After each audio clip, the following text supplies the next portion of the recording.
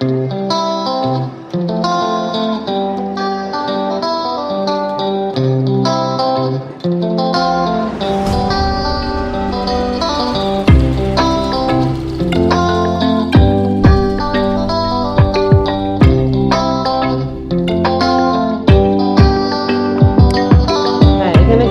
আছে দেখেন, লেখা আছে dry, moist, wet, very wait.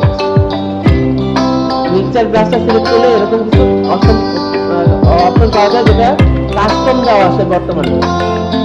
আমি এটা ময়েস্ট দিয়ে দাগ দিয়ে দেখি কেমন আছে। সাইজটা বড় করে নিতে হবে।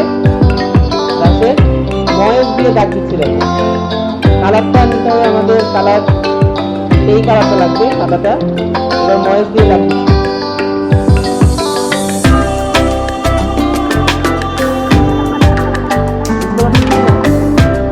ওইটা স্মুথ হয়ে যাচ্ছে। আমি যে ব্রাশ দিয়ে আগে কাজ করছিলাম, কাজটা দেখেন আকাশে যেরকম থাকে সেই রকম স্মুথ হচ্ছে, উজ্জ্বলতা চলে আসছে।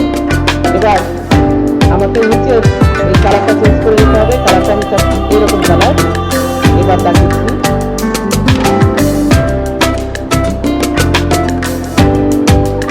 তার মানে সে মিক্সচার করতেছে কালারটা, দেখেন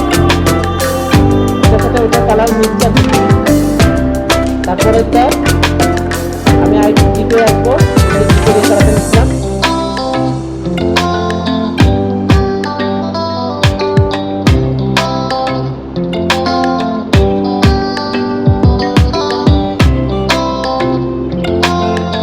এখন ইউজ করতেছি ময়েস্ট থেকে ওয়েটে দেখি কি আসে, দেখেন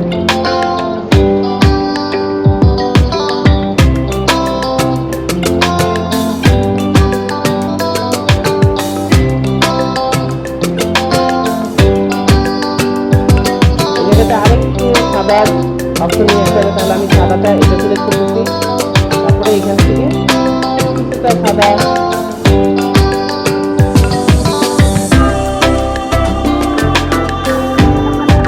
বুঝতে পারছি কালারটা মিক্সচার করে দিচ্ছে দুইটা কালার। আমি যদি গাছ দিয়ে এরকম দাগ দিয়ে নিয়ে আগে থেকে ধরে এই যে দাগ দিলাম, কয়েকটা কালারে যদি এরকম দাগ দিয়ে দিই, দেখেন এই যেরকম দাগটা চলে আসছে। এবার যদি আমি মিক্সচার ব্রাশে যাই, মিক্সচার ব্রাশ দুটো কালারের মধ্যে মিক্সচার করবো। কিভাবে দেখেন, এটা দেওয়া হচ্ছে ওয়েট। যদি ড্রাই ইউজ করি তাহলে আরেকটু শক্ত হবে, যদি ময়েস্ট ইউজ করি আরেকটু হালকা হবে।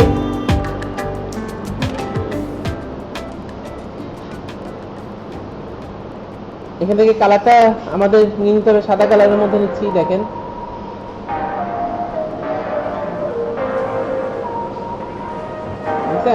সাদা কালারটাও মিক্সচার করতেছে এটার সাথে, কালোর সাথে।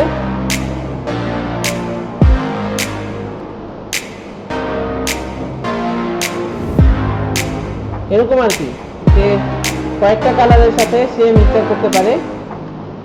যদি কালার অনেকগুলো থাকে তাহলে অনেকগুলো কালারের সাথে সে মিক্সচার করবে।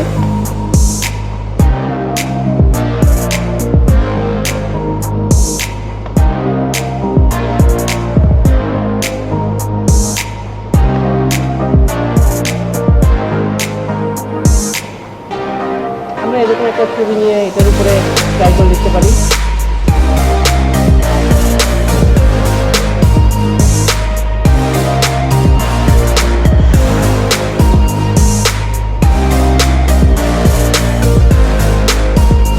কালার মিক্সচার করতেছি, আমি রেড কালার দিয়ে মিক্সচার করতেছি। যেহেতু কালার যদি চেঞ্জ করি, নীল কালারটা নিয়ে আসি। দেখেন ব্রাশের সাইজ ছোট বড় করে ফেলা যায়।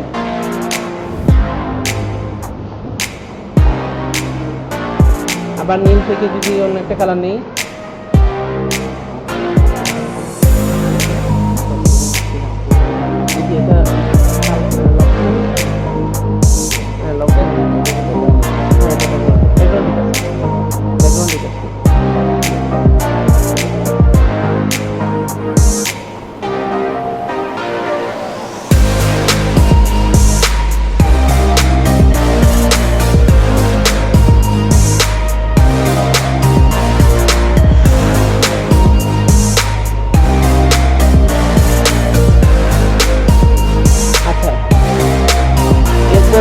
যেটা আছে সেটা হলো যে ক্লোন স্ট্যাম্প টুল। আমরা ক্লোন স্ট্যাম্প টুল পর্যন্ত আজকে দেখবো, তারপরে নিচের যে দুটো আছে দেখিয়ে ওগুলো যা যায় কিনা। ক্লোন স্ট্যাম্প টুলের কাজটা একটু দেখি, এটা খুব বেশি কাজে লাগবে আপনাদের। আর আগে তখন এটা ছিল না, এই স্পট হিলিং টুল, হিলিং ব্রাশ টুল, প্যাচ টুল এগুলো ছিল না, যে কারণে সব কাজ করা হতো ক্লোন স্ট্যাম্প টুল দিয়ে। সব কাজ বলতে যাদের মাথায় টুল নাই টুল নিয়ে আসা, যাদের স্টেপলারের পিন দিয়ে যে বাক্স সাইজ হচ্ছে স্টেপলারের পিন তোলার কাজে ব্যবহৃত হতো, অনেক কাজে স্ট্যাম্প টুলটা খুব কার্যকরী ছিল। আমরা একটু দেখি এরকম কিছু কাজ।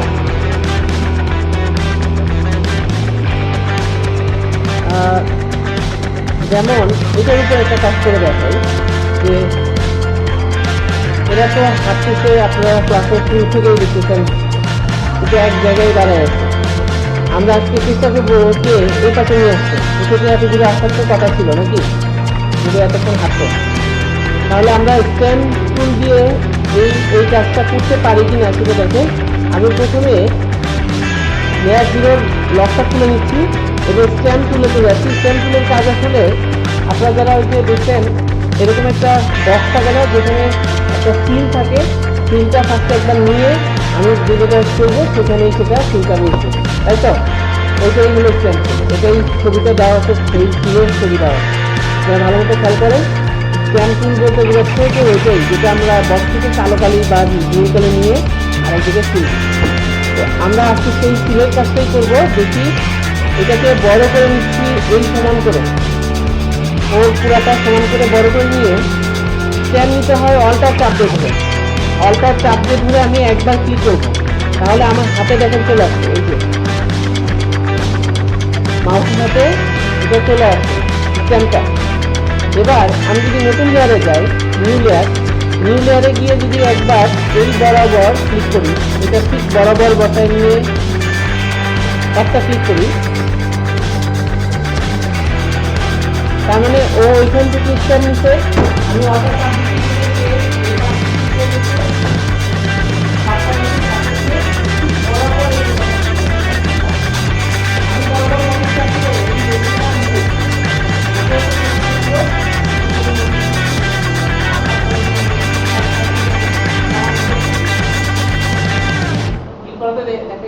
একটা লেয়ার থেকে আরেকটা লেয়ারে চলে আসছে, আসলে এটা নতুন একটা লেয়ারে চলে আসছে, এই যে নতুন একটা লেয়ারে চলে আসছে দেখেন। এখন নিচের লেয়ার থেকে আবার এই জায়গার স্ট্যাম্প নিচ্ছি, অল্টার চাপ দিয়ে ধরে এই জায়গার স্ট্যাম্প নিচ্ছি, নতুন লেয়ারে যাচ্ছি আবারও, এবার গিয়ে এই জায়গাটা পূরণ করে দিচ্ছি। তবে এই জায়গাটা একবার ক্লিক করলেই হওয়ার কথা, দেখি কয়েকবার ক্লিক করে হয়ে গেছে।